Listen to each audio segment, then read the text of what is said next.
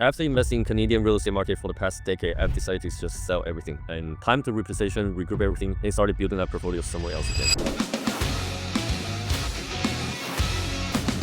Hi, my name is Ping. I started investing in real estate since 2010 in Hamilton, Ontario. And I want to kind of share a couple things about the pivotal moment in our real estate journey and also why we actually finally come to a conclusion that it's just not feasible and scalable if we want to continue investing in real estate here in Canada. There's going to be a few different points, but the very first thing I kind of want to mention is why is the main reason why we kind of want to pivot away. Forget about the returns and all that stuff because again, there's a comfort of investing in a city that you're already very familiar with. But the biggest issue is that my last two evictions just didn't go well. So first one, for something black and white, took me over 2 years because I simply wanted to kind of take back my units, and as a landlord in Ontario, you don't have the right to actually do that. You have to be constantly negotiating with the tenants and try to figure out accommodate the date, which all of that is fine. But the moment that you got pushed for 4 times plus, they're purposely trying to delay the hearings and all that stuff for me to come take back my property. It just gets a little bit hard for me to continue to justifying this process. It became too stressful. It really got to a point where I started questioning about, the hard-earned money that we're putting into the real estate. Is it actually worth it? And then there's another case, which is the most recent eviction. It took us 13 to 14 months. It wasn't because I'm trying to take back the units. It was because he was violating a lot of rules. He was causing a lot of conflicts and friction within the building with other tenants. We filed the M5. We tried to get the tenants out, but the biggest issue was that the hearing got pushed back 2 times and adjudicator quit before issuing the decisions. I follow up literally 9-10 months straight about wanting to know. The response that we're getting was just a very PC answer, and there was no solution until we finally got the hearing scheduled, and then the new adjudicator actually apologized to me about the whole situation. That's 14 months gone. A lot of non-payment rents involved, and so balance has gone up significantly. So these are really the main reasons why I decided that maybe I don't want to grow this anymore, because number one, the government is really not on our side. We try to push for landlord rights and all that stuff, but it's not really improving after being extremely patient. So after these 2 cases, I really come to the conclusion that I don't want to be living my life with a stressful environment. I can fully trust that the government is on the other side. A lot of rules and regulations not try to solve the problem, it's try to restrict the landlords so that no more investors can continue to get into this market, and then try to open up more rooms for the renters and all that. So if you really think about how the government is trying to increase the housing supplies, you really need that collective effort where you make this business a little bit easier for all the landlords to operate. Then that itself will open up a lot more rooms and opportunities and let the market kind of balance itself. That has always been my firm belief. And on the flip side, when I'm looking at how to grow this portfolio, maybe I can try to get into development or become a builder, but also the development charge has been gone through the roof. You're not making the landlords to try to provide their housing a little bit easier. You're also trying to put out a lot of charges on the builders and developers. So there's not enough supply being built. I just find that we're in a very unique position where it doesn't make a lot of sense to continue building this portfolio here in Ontario. It almost feels like the government just tried to kick us out. So that being said, we had a great run in the past decade. From 2010, my first property was at 272K as a 4-bedroom conversion to 6-bedroom student rental. After that, I acquired 3 other student rentals and it was doing well. And as the time goes, I keep evolving my strategy because there's no cash flow. Real estate market has gone up quite a bit, which in a way is nice, but at the same time, it's just constantly changing a different strategy to make the cash flow work.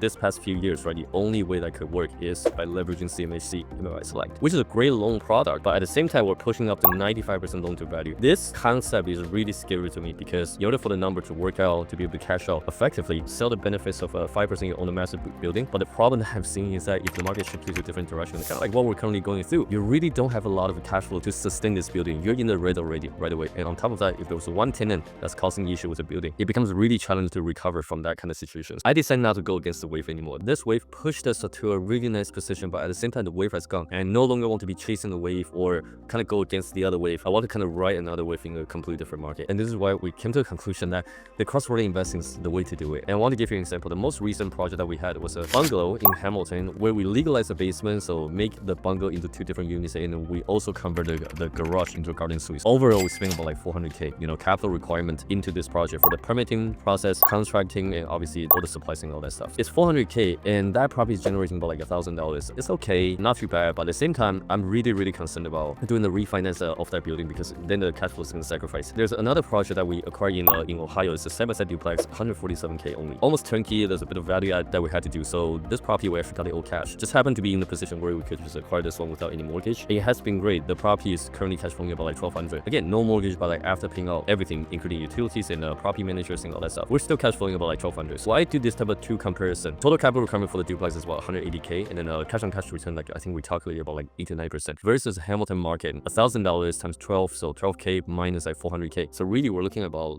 3 to 4%. So if you're also feeling the same way, sick and tired of the real estate market in Canada, I want to pivot in the States.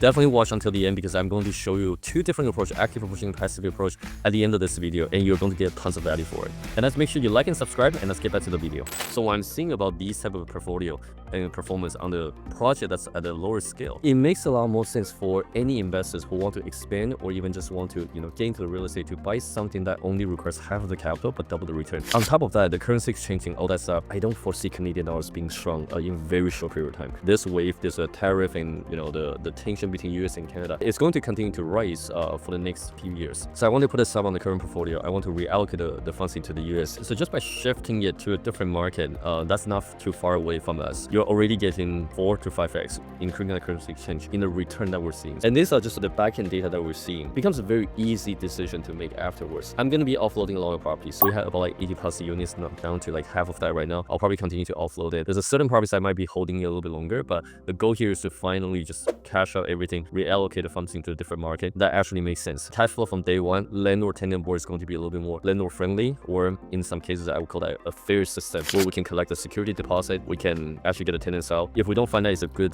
communication between us and the tenants. And the most important thing is let the market does its own thing, right? If there's a lot of supplies, our rent naturally will go down, or vice versa. If it becomes a higher demand, at least as a landlord, and as the inflation goes up, tenant and I, we can find ways to kind of work it out without that kind of government restrictions. So these are the main points I wanted to share with you, why I want to kind of pivot away from the Canadian market. Now let's go here and talk about what is the proper procedure to actually rebuild that portfolio. There's really two different ways to do it. One is more like an active approach, the other one is more like a passive approach. So we all know that running your rental properties, rental portfolios, is never that passive until you can actually find people to execute certain daily tasks in that operations. Property managers, contractors, the bookkeepers, and all those people that can kind of free you up from the operations. I want to share a little bit about the active approach that we're already doing versus the passive approach that we're also started building. So first thing first, when I get into a new market, all I want to do is to start providing a bit of a service and try to figure out a market while getting compensated. And this is more like an active approach. 2, 3 different ways that you can do it almost immediately is that try to get to know the market extremely well by investing a couple properties over there, run the projects yourself a little bit, right? So prove the concept. And once you prove the concept, there's a couple things you can do. One is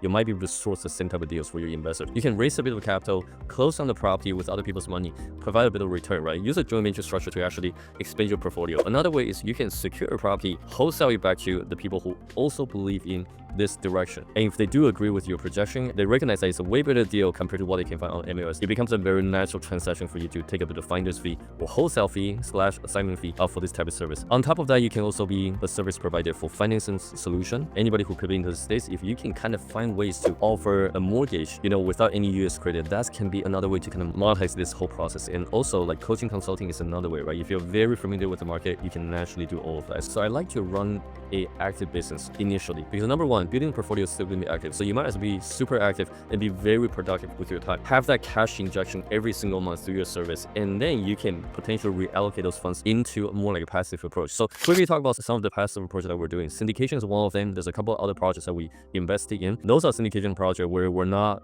super involved in a bigger operation. Investing in someone's project, let them run the operation, and we get our quarterly cash back from there. And then we also connect with other higher level people. So that's one way to do it. So another way is become private lender for other people's project, right? Even though the interest rate is capped, but there's always a need for real estate investing. So if you can find ways to group some capital, invest over there, you can easily make about anywhere between 10 to 14%, depending on the type of a loan that you're offering. One last thing would be the rental portfolio, right? So if we have a strong operation, property manager, contractors all figured out, which we have already. So there's a few projects that we own. We literally just acquire, delegate it, and let the project sit.